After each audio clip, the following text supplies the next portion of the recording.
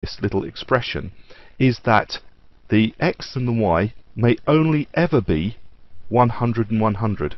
So they may not go smaller or larger. So that if I actually select that null object and I try and scale it now, I can't do, because the expression is saying, oh no, it cannot be anything else except 100 and 100. So you can't then accidentally go in and take your master controller, select it and accidentally scale it. You can move your whole item around and you're not going to have a problem with scaling. And again, a master controller probably ought to have a very different colour as well, so what we'll do is we will change that one to yellow. Bit hard to see against that background, but if I turn off the checkerboard you can see the different colours very clearly. So the man is ready to animate, but the next thing we need to do is select the music that he's going to animate to and then get in and make sure that we get as close as possible to a loop. Now the problem that you have with getting a perfect walk cycle that's absolutely on the beat is to do with the way that music is sampled and the way that video is sampled.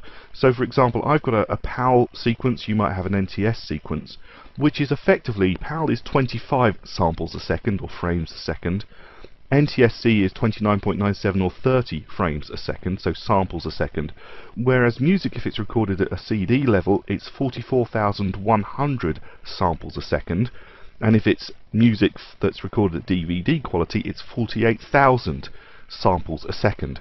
So the problem you have is that we've got these very big samples of 25 a second versus 44,100 a second, which means that you can't ever get close enough to do a perfect, absolute bang-on walk cycle, because the 25 frames a second will not allow us to get absolutely bang on the beat every time. You can get close, but you're never going to be able to make it absolutely perfect. But what you'll end up with is drift. So that as the man's walking through, he's kind of on the beat, but as he goes through longer and longer over time, he drifts.